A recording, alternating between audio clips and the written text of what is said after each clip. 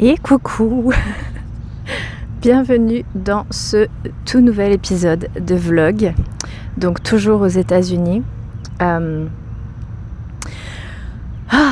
se passe tellement de choses. Dans le dernier épisode, je vous ai parlé du fait que je me sentais hyper paisible, hyper sereine, à ma place et tout. Et en fait, il s'avère que juste quelques jours après, j'ai ressenti beaucoup d'émotions qui sont remontées à la surface. Et comme je ne suis pas dans ma routine habituelle, j'ai moins de temps en solo.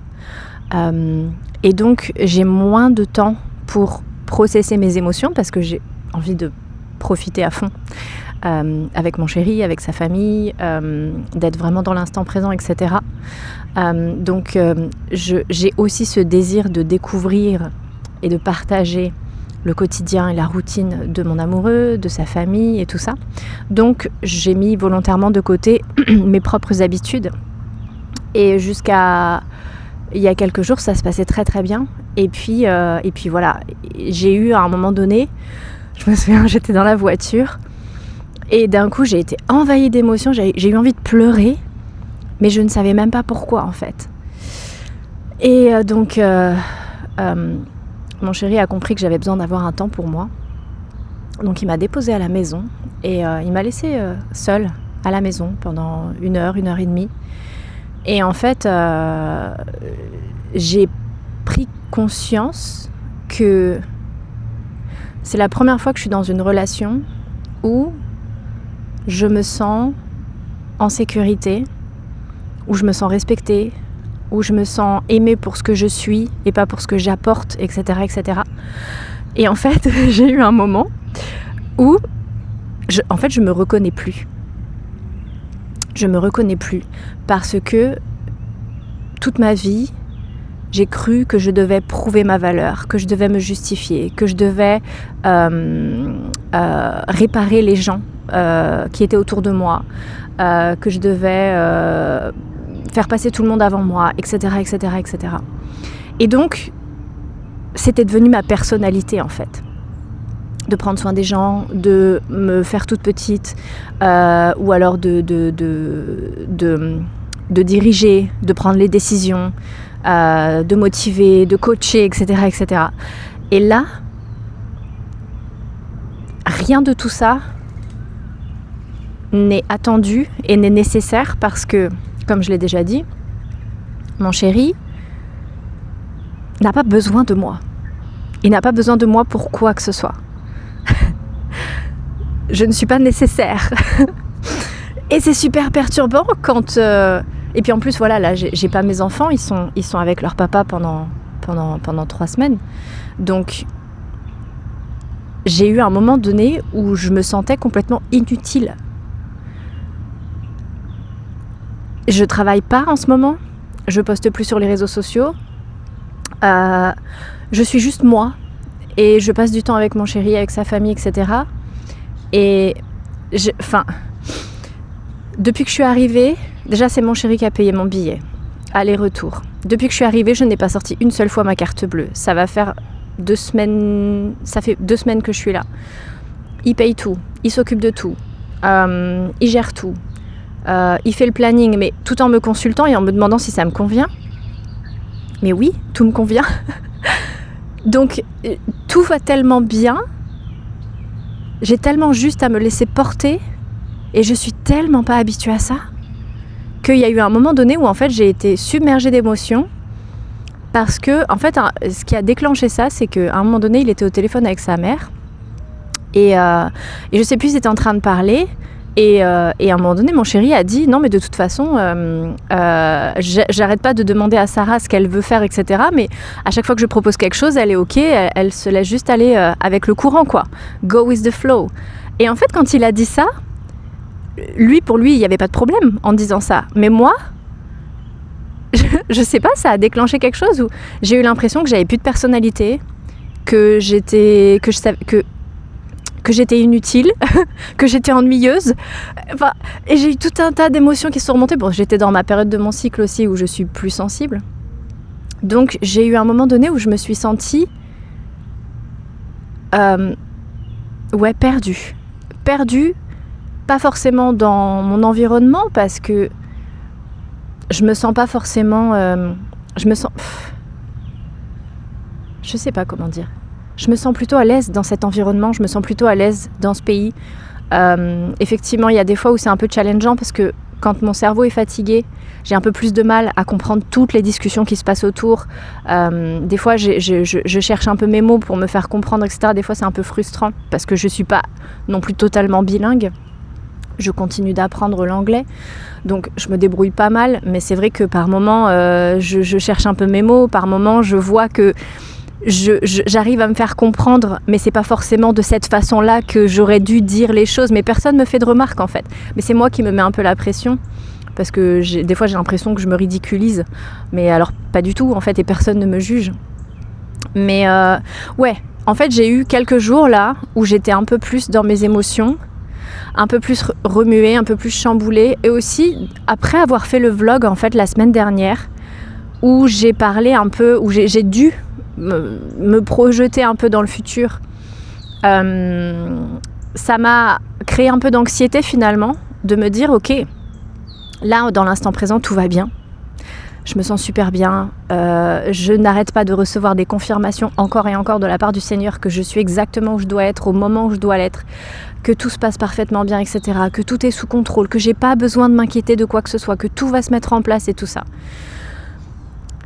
On a eu des discussions vraiment franches et transparentes sur ma situation parce que j'ai vraiment envie d'être transparente et j'ai pas envie d'avoir de secrets avec mon chéri. Donc voilà, on a eu des discussions qui pour moi étaient un petit peu inconfortables sur ma situation financière qui n'est pas idéale en tant que maman solo.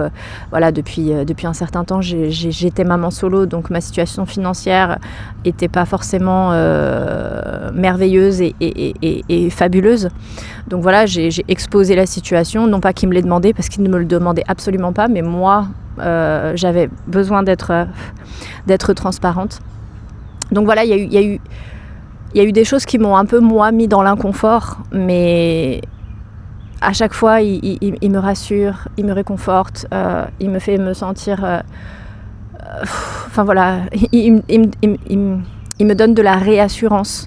Il trouve toujours les mots pour m'apaiser. Hier il m'a emmenée à New York, c'était incroyable.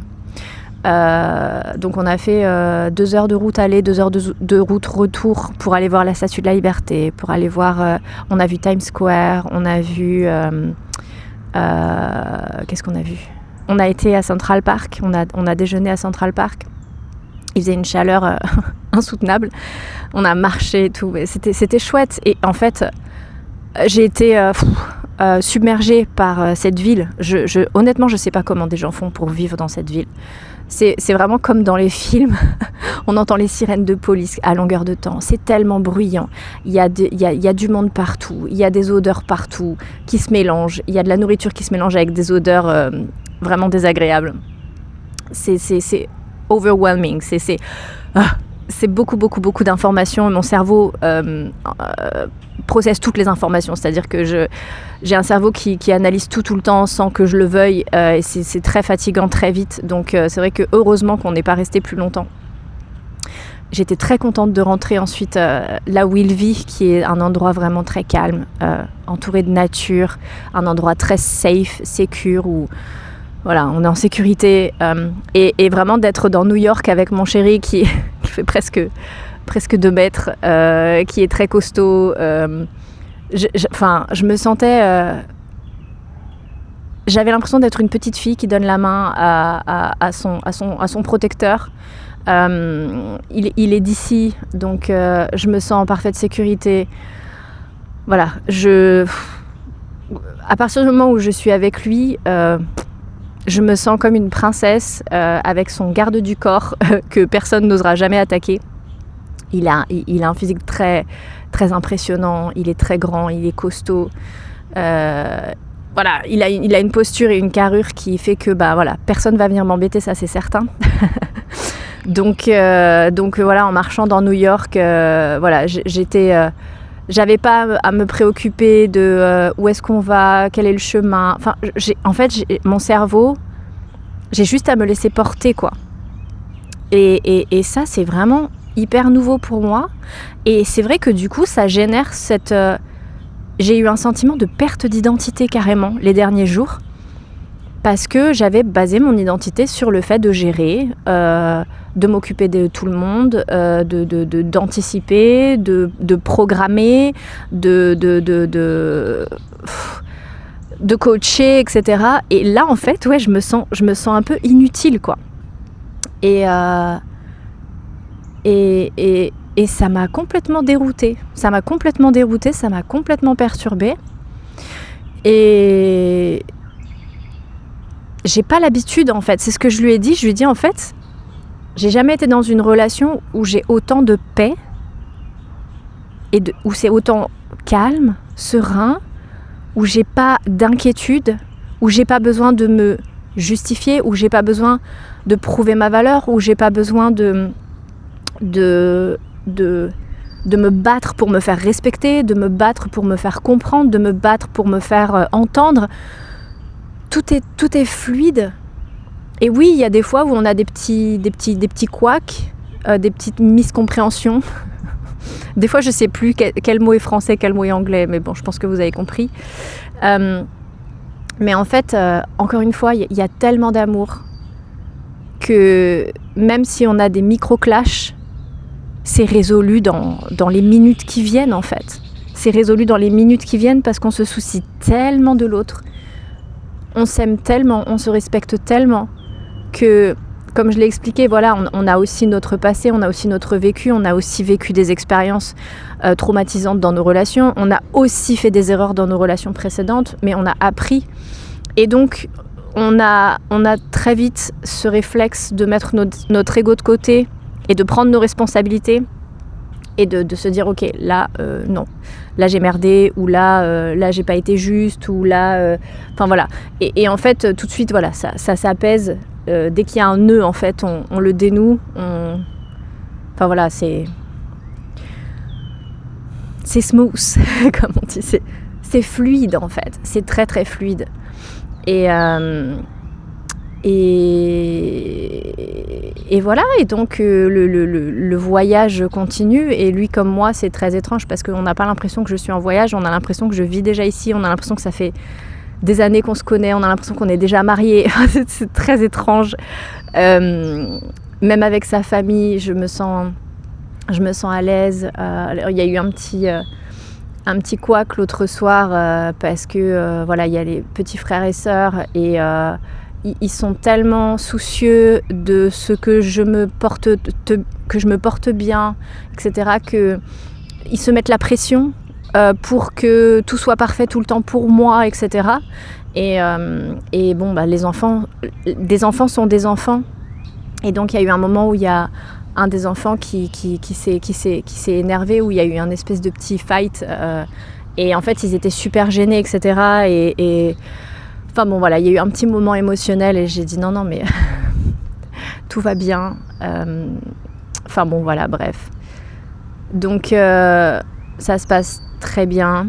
Donc je me sens mieux d'avoir eu cette réalisation et d'accepter, en fait. D'accepter que... C'est ça, en fait, j'ai eu cette réalisation que toute ma vie est en train de changer pour toujours, en fait. Et d'avoir cette réalisation, c'est vertigineux. Et donc ça m'a bouleversée pendant quelques heures parce que tout est nouveau, l'environnement est nouveau, la langue est nouvelle, la culture est nouvelle, la relation est nouvelle, le mode de fonctionnement de la relation est nouveau, la belle famille est nouvelle, enfin tout est nouveau. Et donc j'ai l'impression que je dois me reconstruire. j'ai pas pris le temps de vraiment préparer ce que j'allais dire, donc je suis en train de processer en même temps que j'enregistre.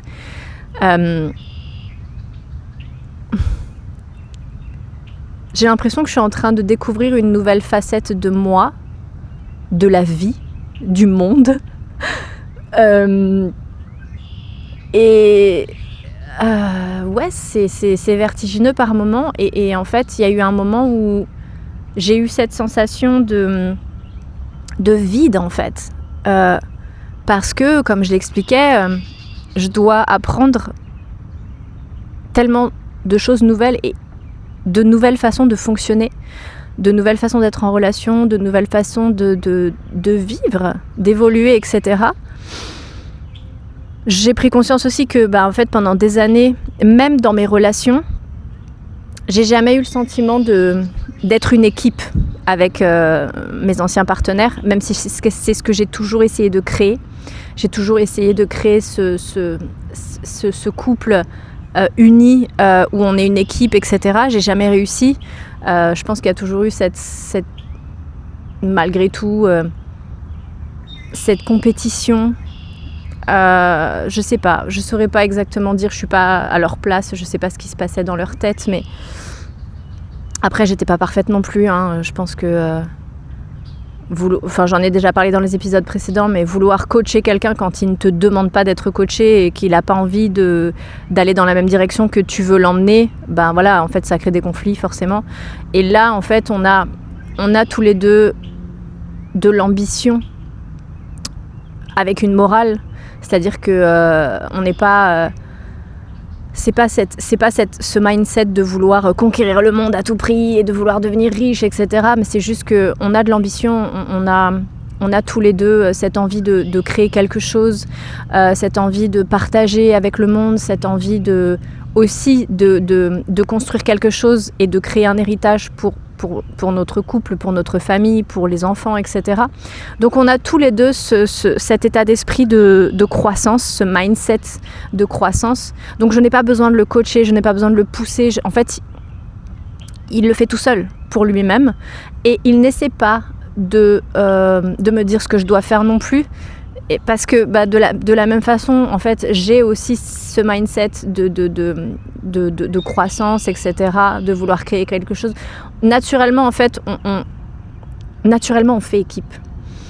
Et naturellement, on se soutient, on s'encourage l'un l'autre, sans vouloir se materner, sans vouloir prendre une position d'enseignant avec l'autre.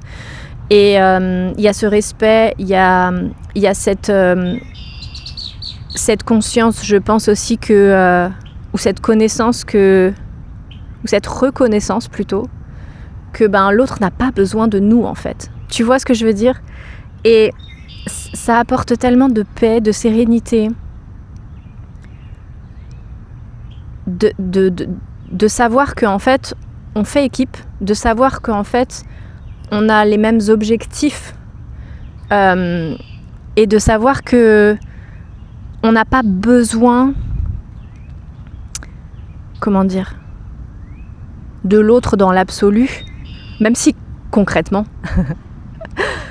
aujourd'hui, je sens que j'ai besoin de mon amoureux en fait. J'ai besoin de lui. C'est que pourquoi j'étais en mode survie pendant toutes ces années, parce que je fonctionnais en mode solo et parce que en tant que femme encore plus.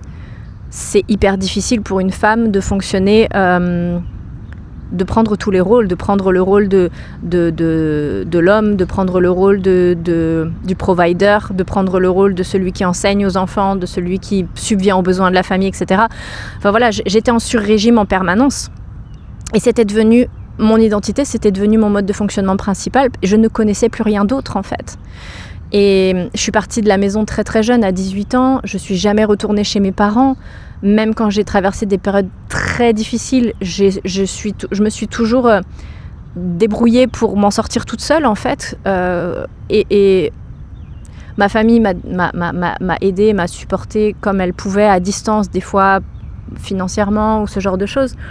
Mais globalement, j'ai toujours dû me débrouiller au maximum par mes propres moyens. trouver des solutions par moi-même, avoir un plan, projeter, retomber sur mes pattes quand j'ai fait des erreurs, quand j'ai pris des mauvaises décisions, etc. etc. Ça a toujours été difficile pour moi de demander à l'aide. Et donc j'ai toujours essayé d'abord de faire par mes propres moyens, de trouver des solutions, de faire moi, tout seul. Et aujourd'hui, d'avoir cette opportunité, d'avoir quelqu'un à mes côtés qui m'encourage, qui me soutient, qui est présent, qui est soutenant, qui me remonte le moral quand j'ai un petit coup de blues, qui m'apporte de la tendresse, qui m'apporte de la sécurité, du confort au quotidien, qui se soucie de moi, qui prend soin de moi. J'ai rien besoin de gérer. Et c'est tellement appréciable. Et en plus, ce qui est fou, c'est que lui, il s'épanouit dans ce rôle de leader. Il s'épanouit dans ce rôle de protecteur. Il s'épanouit dans ce rôle de provider, celui qui subvient, celui qui paye. Enfin voilà, lui, ça le comble en fait. Donc c'est difficile de trouver des mots pour décrire à quel point c'est incroyable, à quel point c'est parfait, parce que son besoin à lui vient combler un besoin à moi et inversement, etc. J'ai l'impression que j'ai juste à être. Et je dois apprendre ça. Je suis en train d'apprendre à juste être. Et il y a eu un moment en fait dans les derniers jours où je me suis sentie inutile, vide, où j'avais l'impression d'être ennuyeuse parce que j'avais rien à dire, parce que tout était géré à ma place, j'avais rien besoin de faire, j'avais rien besoin de décider, etc. etc. Donc ça a été un peu vertigineux, un peu chaotique. Et puis j'ai eu besoin vraiment de pleurer. J'ai pleuré pendant 1 heure, je crois. Et après, ça allait mieux. Après, on se ressaisit. Après, on se dit, ok, j'ai cette réalisation. Ça me fait remonter plein d'émotions. C'est pas forcément négatif, au contraire, c'est positif. Mais je dois accepter que à partir de maintenant, ma vie sera plus jamais la même, en fait. Et même quand c'est pour... J'avais entendu dire que quand on est dans une relation saine pour la première fois, ça peut être encore plus challengeant parce que justement tout est nouveau, parce qu'on doit tout réapprendre, etc. Et je comprenais de manière intellectuelle quand j'entendais ce genre de discours, mais maintenant que je suis en train de le vivre, je comprends à quel point c'est déroutant. C'est que on prie pour que les choses s'arrangent, on prie pour que notre situation soit meilleure, on prie pour avoir une belle relation, etc. Et en fait, on ne s'attend pas à ce que quand ça nous arrive, ce soit difficile à vivre. Tu vois ce que je veux dire ? Parce que tu te dis, non, c'est forcément positif, donc je ne vois pas pourquoi je le vivrais mal, en fait. Et en fait, c'est pas question de mal le vivre, c'est question que c'est inconfortable. Parce que c'est tout nouveau, parce que c'est différent, parce que c'est des terrains inconnus en fait. Et l'inconnu est inconfortable. Donc il y a ce passage en fait où je dois tout réapprendre. Et en fait c'est étrange parce que tu découvres un nouveau toi que tu es en train de créer, que la vie est en train de façonner en fait. C'est très étrange parce que je me rends compte à quel point je suis habituée à être au contrôle et à quel point c'est épuisant d'être au contrôle. Et du coup, là, j'ai l'impression d'être passive et de subir. Mais le mot est tellement étrange parce que je suis traitée comme une princesse. Comment on peut dire je subis le princess treatment ? Tu vois ce que je veux dire ? C'est que c'est pas que je subis, mais c'est que pour la première fois, j'ai pas à tout gérer, j'ai pas à tout contrôler, j'ai juste à me laisser porter. Et c'est ce qui est attendu en fait, tu vois. Et encore une fois, il me demande, est-ce que tu as envie de faire quelque chose de particulier? Est-ce que tu veux aller... Et en fait, non, je m'en fiche. Moi, tout ce qui me va, c'est à partir du moment où je suis avec toi, je me sens bien, en fait. Je me rends compte que, en fait, je me contente de peu, dans le sens où... je suis pas quelqu'un, je l'ai déjà dit, je suis pas quelqu'un de matérialiste. Je suis pas du tout dans la société de consommation où voilà. Il voulait qu'on aille prendre le ferry pour aller jusqu'à la Statue de la Liberté, éventuellement qu'on monte dans la Statue de la Liberté, etc. Mais je suis pas dans tous ces trucs de touristes, ça m'intéresse pas en fait. On a été voir la Statue de la Liberté depuis un parc où on était au calme, où on était juste nous deux. C'était parfait en fait. Donc là, je travaille avec lui la journée parce que je peux et j'adore ça en fait. Et je suis quelqu'un de simple en fait. Je suis quelqu'un de simple où j'aime le calme, j'aime les moments simples. Donc je suis comblée. Et c'est déroutant. Et c'est vrai que du coup, il y a des moments, j'appréhende un peu mon retour en France, même si là, mes enfants me manquent vraiment. Il me tarde de les retrouver. Et en fait, du coup, je me sens un peu écartelée entre... J'ai hâte de retrouver mes enfants, mais retrouver mes enfants, ça veut dire aussi que je vais être loin de mon chéri. Je sais pas pour combien de temps, on n'a pas encore vraiment... décider voilà, si c'est la prochaine fois, si c'est lui qui vient en France pendant quelques temps, si c'est moi qui reviens, si je reviens avec les enfants la prochaine fois. Enfin, voilà, on n'a pas encore défini de façon claire, nette et précise. Je vais essayer de recadrer un peu la suite des événements. Donc il y a cette partie-là qui est un peu inconfortable parce que là, on est tellement bien dans notre quotidien. On se sent tellement bien ensemble, etc. que y a ce côté un peu, ce tiraillement entre mes enfants me manquent, j'ai hâte de les retrouver, j'ai hâte de leur raconter un peu tout ça, de leur partager un peu tout ça, même si je leur envoie déjà plein de photos, des vidéos, etc. Mais j'ai hâte de les retrouver, mais les retrouver, ça veut dire aussi que je vais être séparée de mon chéri pendant une durée indéterminée. Donc j'essaie de pas trop penser à tout ça. Même si là ça approche, parce que dans moins d'une semaine maintenant je reprends l'avion. Je vais avoir ensuite mes enfants pendant 3 semaines. Donc voilà, il y a tout ça qui arrive. Préparation de la rentrée scolaire. En fait c'est super étrange parce que j'ai l'impression d'être en transition entre mon ancienne vie et ma nouvelle vie, en n'ayant pas toutes les informations, mais encore une fois, je n'arrête pas de recevoir des confirmations de la part du Seigneur. Oh, j'ai pas dit aussi, on est allé à l'église. On est allé à l'église ici, il y a 13 ou 14 églises dans la ville. Donc il y a de quoi faire. Et il m'a emmenée dans une église dimanche dernier. C'était incroyable. Il y avait plein de monde, il y avait vraiment tous les âges au début. Enfin, ça ressemble presque à une salle de concert. Rien à voir avec les églises en France. Il y avait des jeunes, des vieux, des femmes, des hommes, vraiment tous les âges. On a chanté des chansons il y avait un grand écran avec les paroles et tout en mode karaoké. Et il s'avère que pas mal des chansons qui passent, elles sont dans ma playlist Godly Songs que je vous ai partagée sur les réseaux sociaux.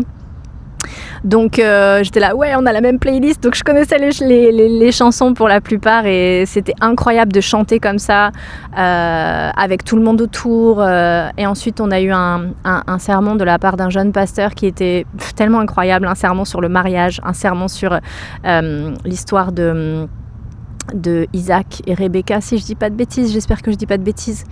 Le servant qui va chercher une épouse pour Isaac et donc enfin voilà, c'était tellement le sermon était tellement parfait par rapport à notre histoire, par rapport à ce qu'on est en train de vivre, par rapport à ce saut de foi, à cette jeune fille qui va quitter tout ce qu'elle connaît pour se marier, etc. Enfin, c'était en fait c'est à la fois c'est toujours surprenant de voir à quel point Dieu est présent au quotidien. j'ai tellement de signes, tellement de... Et pourtant, j'arrive pas à prier autant que je le fais chez moi. Ma routine est perturbée, je fais plus autant de méditation, je fais plus autant de prières, je lis quasiment plus la Bible depuis que je suis arrivée, etc. Même déjà un petit peu avant de partir. Mais le Seigneur n'arrête pas de me montrer qu'il est là, que tout est parfait, que tout se passe parfaitement, qu'il est en train d'œuvrer, etc. Et c'était incroyable. Et donc là, j'ai trop hâte de retourner à l'église samedi avec mon chéri. Enfin, j'en rêvais en fait. J'en rêvais d'aller dans des églises aux États-Unis parce que je savais que c'était différent des églises en France. Où en France, je me reconnais pas du tout. C'est très catholique, c'est très traditionnel, etc. Ici, c'est moderne. Ici, c'est... Enfin voilà, je me sens vraiment à ma place. D'ailleurs, j'envisage de faire du bénévolat une fois que j'habiterai ici auprès de l'église. Enfin voilà, on va voir comment ça évolue. Mais donc voilà, j'ai aussi plein d'inspirations qui commencent à venir pour mon retour en France. J'ai envie de me mettre au travail, de proposer voilà, de nouvelles choses dans mes services, dans les accompagnements. J'ai plein d'inspirations qui arrivent. C'est super excitant. J'ai hâte de m'y mettre. Je ne sais pas si je vais pouvoir m'y mettre dès que je vais rentrer parce que je vais être toute seule avec mes enfants pendant 3 semaines. Enfin, je vais avoir un peu de la famille qui vient, mais c'est pareil, quand j'ai la famille, j'ai pas envie d'être à fond la tête dans le guidon et d'être à fond dans le travail. Donc voilà, il y a tout ça qui se met en place. C'est super excitant. J'ai aussi... Je sais pas, vous êtes nombreux à m'avoir demandé, alors d'habitude j'ai une croix qui est magnifique et vous êtes nombreux à me demander elle vient d'où ta croix, etc., etc. Donc j'ai contacté la marque parce que j'adore leurs bijoux et donc ils ont accepté de faire un partenariat avec moi. Donc je vais vous mettre en description, donc là je vais essayer de m'approcher un petit peu, on voit un petit peu. Leurs bijoux sont extraordinaires. Je vais faire peut-être une story ou je vais faire un post, une vidéo bientôt sur les réseaux sociaux pour vous partager les bijoux parce que du coup, j'ai plusieurs bijoux venant de cette marque. J'ai un code promo, etc. Je vais vous partager tout ça. Ça arrive. J'avais besoin de processer d'abord tout ce que j'étais en train de vivre et de traverser parce que c'est beaucoup. Mais voilà, je suis très excitée de faire cette collaboration avec cette marque. Donc je vais vous donner toutes les infos, ça arrive. Ils font aussi des bijoux pour hommes, mon chéri porte un de leurs bijoux. Mes enfants aussi ont des bijoux de cette marque-là, donc j'ai trop hâte de vous communiquer toutes les infos. Ça arrive. Voilà, donc ça bouge, ça avance, ça se met en place. Tout est sur les rails en fait. Et en fait, c'est hyper déroutant pour moi de voir à quel point le Seigneur œuvre dans ma vie, à quel point mon chéri gère la situation aussi, à quel point l'inspiration arrive au niveau du travail, etc., etc. Donc, c'est hyper déroutant pour moi de voir à quel point tout va bien et tout est fluide finalement. Quand j'ai été tellement habituée à galérer, à me battre en fait, dans mon quotidien, tout le temps, dans mes relations, dans mon rôle de mère, etc. etc. Là, tout va bien et c'est presque déroutant. Et donc voilà, je dois me familiariser avec tout ce bonheur, avec toute cette joie, avec toute cette paix. Tu vois, j'ai vraiment ce sentiment, alors je ne sais pas ce que c'est que d'être un militaire qui revient de la guerre, mais j'ai ce sentiment d'avoir été à la guerre pendant toute la première partie de ma vie et que là en fait la guerre est finie et que du coup qu'est-ce que tu fais quand t'es plus à la guerre? Tu dois tout créer à nouveau en fait, tu dois te créer une nouvelle identité, tu dois créer un nouveau travail, une nouvelle façon de fonctionner. Tout ton quotidien est bouleversé en fait. Et tu dois te familiariser avec un environnement où t'as pas besoin de te battre, où t'as pas besoin de protéger ta vie. Enfin, tu vois ce que je veux dire, j'ai ce sentiment-là d'être déraciné d'un ancien mode de fonctionnement et de devoir apprendre à fonctionner de manière complètement nouvelle et différente. Mais c'est extraordinaire, mais c'est magnifique, etc. Mais en fait, le cerveau, des fois, il bug, en fait. C'est trop beau pour être vrai, c'est trop parfait, c'est trop paisible. Ça me fait penser à cette phrase, je crois que c'est Jamel Debbouze qui dit « C'est un peu beaucoup trop calme par ici ». Tu vois, il y a ce truc où tu te dis « C'est bizarre, en fait, ça va tellement bien est-ce qu'il n'y a pas une arnaque quelque part? Et en fait, les jours passent et tu vois que non, il n'y a pas d'arnaque a priori. Donc, ouais, c'est assez dingue. C'est assez dingue. Donc voilà, je suis passée par une période un peu de down émotionnel, mais ça va déjà mieux. Et ouais, c'est super excitant. Donc là, le prochain épisode, je pense que je le ferai mercredi parce que normalement, si je dis pas de bêtises, jeudi, je prends l'avion le soir. Donc je sais pas si je ferai l'épisode jeudi ou mercredi, on verra. Mais de toute façon, il sera posté jeudi. Donc voilà, affaire à suivre. Là, je crois que mon chéri veut m'emmener voir la mer. Il y a aussi, il y a le 4 juillet qui arrive, la fête nationale, etc. avec les feux d'artifice. En plus, il s'avère que je suis aux États-Unis pour le 250e anniversaire de l'indépendance des États-Unis, etc. Donc peut-être que ça va être particulier cette année, je sais pas, on va voir. Voilà, je suis excitée. Le voyage n'est pas terminé, mais c'est vrai que dans ma tête, je commence déjà à voir la fin approcher parce qu'on a déjà fait plus de la moitié. Donc voilà, mais c'est pas terminé. Affaire à suivre. Voilà, 35 minutes. Je vous fais des gros bisous, je vous dis à tout vite et je vous donne bientôt les codes promo et toutes les informations pour cette collaboration. Je suis trop heureuse de faire cette collab et peut-être qu'il y en aura d'autres, on verra. Je vous fais des bisous, à tout bientôt.